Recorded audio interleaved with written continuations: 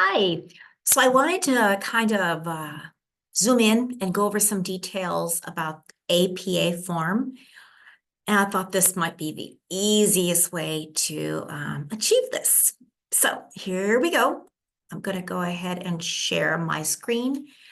Here you are looking at an example of APA 7. It's a professional sample paper. It's not the student one, it is the professional. The difference is it actually includes, well, obviously it includes an author's note, which you will not have because we're not publishing. If you go on to publish, then obviously you're going to include that if you have information relevant to create an author's note.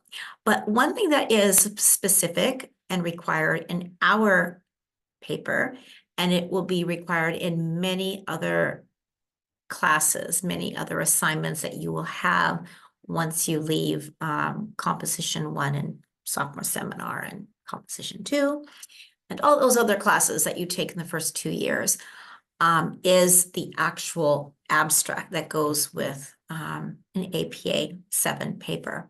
Notice right here, it gives you details in this sample, just like the APA OWL Purdue. You can actually look at the sample paper and look at all the different details in the comment bar. You'll see right here, abstracts do not go over 250 words, okay? They do, however, include something called keywords. Keywords, you'll notice right here, everything is double spaced. Keywords goes in 5 spaces, and then it's capitalized keywords, but the word itself is in italics. Then there's a colon and everything here. So you're going to put a selection of keywords. These will help online readers search for your paper in a database. Even if you're a student, you always write as if you are publishing this research.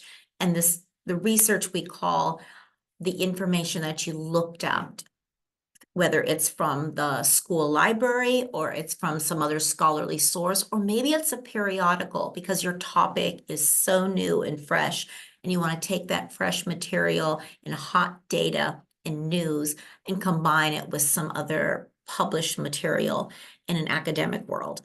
But either way, you're going to put keywords. So the next researcher, always consider the next reader is the next researcher that's going to take your information and take it to the next step. That's how we kind of piggyback off the research of one scientist researcher, goes on to the next one, and he'll take that and she'll take that, they'll take that, and they'll run with it. And then we become kind of a really tight-knit community of academics that are studying everything from the literature of Virginia Woolf to wolverines that might live in Montana to whether or not men should walk on moon or visit space stations on it, whatever your topic is. Anyway, right here, you'll see all the keywords are listed in lowercase letter: college teaching, student evaluations of teaching, scale development, EB scale, pedagogies, educational assessment, faculty development. Now, you, the reader, may not know what this means, but there will be somebody that will be looking for these keywords. Will know exactly that this is related to whatever area you are writing in.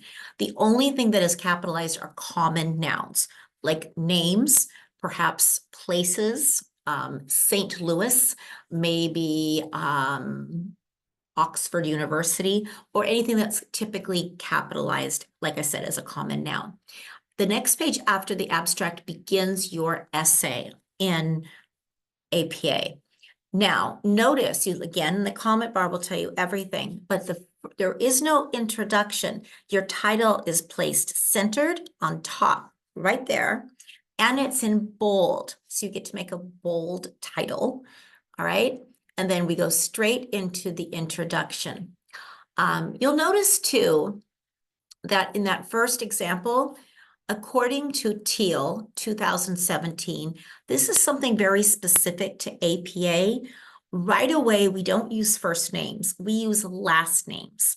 I spend a lot of time telling my students in MLA form, the first time we introduce a source, we give them their first name and their last name.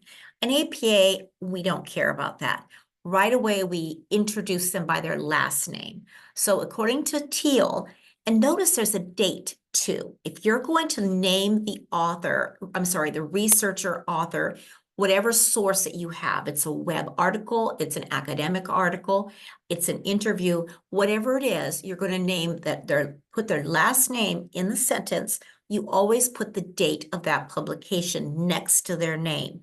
Again, APA, like the primary focus, or one primary focus, is having the date. We should be able to look and see where the date, where of that information immediately, where was it accessible.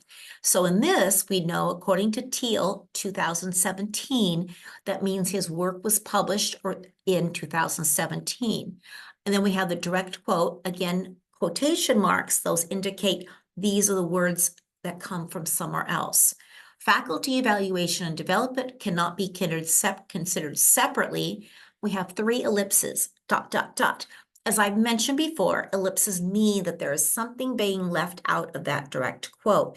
And the writer is letting us know that they are taking two parts, but they're leaving out something, just so they're perfectly clear and they're perfectly transparent that this is from two sections of a longer quote.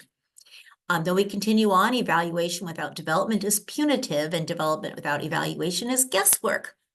End quote. Now we have parentheses and a P.91. Notice the difference between MLA and APA is the little p, which stands for page, and the dot, and then 91, then we have the parenthesis and the period. In MLA, we only have 91. But in APA, we have a P and a dot.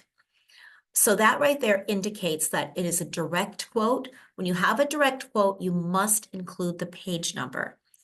So that's very, this is again, similar to MLA where we give page numbers, and that's a very primary part of MLA is page number, last name, page number, last name.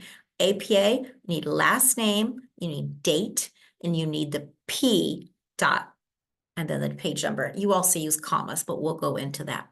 Okay, let's go on down again, right? The next sentence after, as the practices that constitute modern programmatic faculty development have evolved from their humble beginnings to become a commonplace feature of university life. We have a quote, we have a citation right here in the middle of the sentence, Lewis, 1996. And now we're continuing our sentence. A variety of tactics evaluate the proficiency of teaching faculty for development purposes that have likewise become commonplace. Now, again, all this information before that Lewis, 1996 comes from a source that was written, authored by Lewis, and printed in 1996. Because it doesn't have quotation marks, then it's not a direct quote. This is the writer of this essay's words. They are paraphrasing the words of Lewis, or maybe they're summarizing the words of Lewis. So basically, they've read the information, and instead of copying the words that Lewis wrote, they're putting it in their own words. It's the same meaning, but he's not copying the words. Because they're not quoted, there's no direct quotations, we do not need a page number. We just need to know the journal author and the journal date. Again, that will be Lewis, 1996. And if you look at the very last page, so we had Teal, 2017, and we have Lewis, 1996. We should be able to go to the very back of our paper and see we have the references page, okay? And the references page would have both of these sources. We should be able to see Lewis, a lot of sources in this. KL, where are you, Lewis? KL. And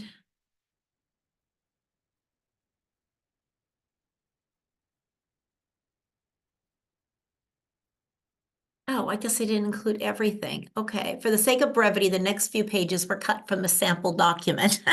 All right, so they're not here. Lewis or Teal got cut out of the sample.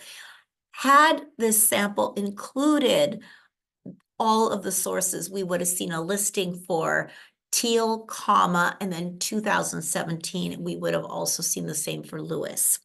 Note this is the reference page, different from MLA form. MLA would say works cited.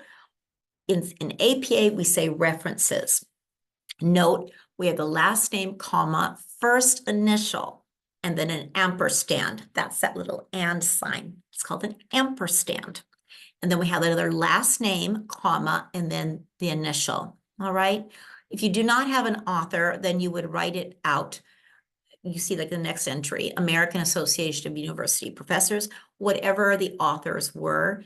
If we don't have an author, then the title would move into that position. That's something similar to MLA. But I'm going to go back into the very, very first page here. All right. So you'll see also we have the date is in the sentence. If we're going to introduce them in the sentence, or we're going to have that in-text citation with the last name, Lewis, comma, 1996. Now, if we continue on down here, you'll see this sample paper has a lot of information that they have included that they're citing the material as they go. Right here, you see one such measure, the student evaluation of teacher, SET, has been virtually ubiquitous since at least the 1990s. Wilson, 1998. Now, this is a great example of every time you have data, you have number, you have statistics, you have dates, you have amounts. If it's a number, you should have a citation next to it, because that's obviously something that you learned from somewhere else. That's an indicator to me, the reader and teacher, that this is not your words, okay? Nobody's born just knowing a date, that something is ubiquitous since the 1990s. You have to put a citation on it. So that information came from Wilson, comma, 1998. And then we have another paraphrase, through records of SET-like though records of SET-like instruments can be traced to work at Purdue University in the 1920s. Now we have the authors. Again, this is different from MLA. You're throwing the citation in the middle of a sentence, so it's clear where the information comes from. It's kind of hard for me to stomach having my words and sentences broken up with citations, but it's the expectation of the APA community that you have your information thrown right in there where it comes from. So this information, the records of SET instruments, can be traced back to work at Purdue University in the 1920s. That has to be cited now. So we know that comes from Remmers and Brandenburg, comma, 1927. Again, it's not a direct quote. It's no quotation marks, so you don't need a page number. But you do need to have the authors, you need a comma, and you have the date. Again, date are always very important. Notice also, unlike MLA, you have the ampersand for and. You don't spell out and. You have Remmers and Brandenburg, okay? I want to show you one more thing, then I'll close out.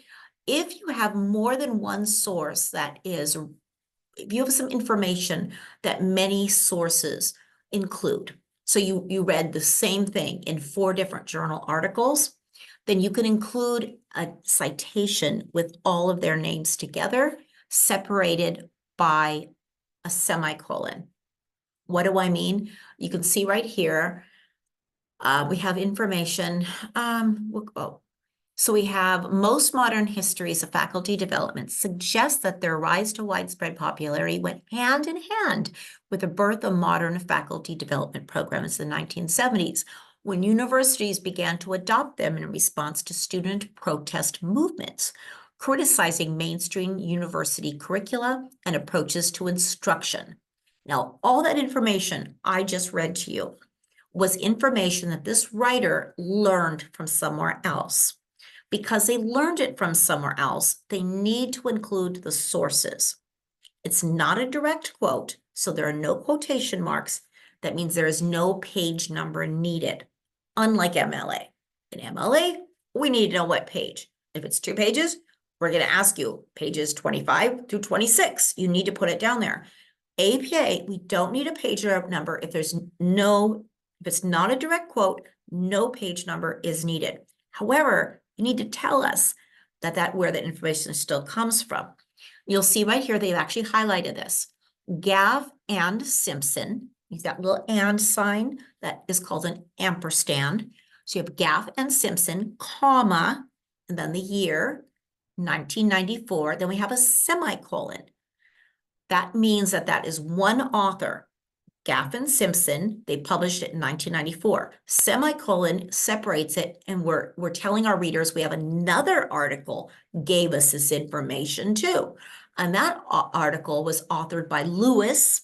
There's a comma, 1996. So therefore, that reader found this information in two different articles, one written by Gaff and Simpson, one by Lewis. And don't stop. They have one more source, because after the 1996, we have a semicolon. That semicolon leads to the next author, McKeechee. McKeechee, comma, 1996. McKeechee wrote their article in 1996.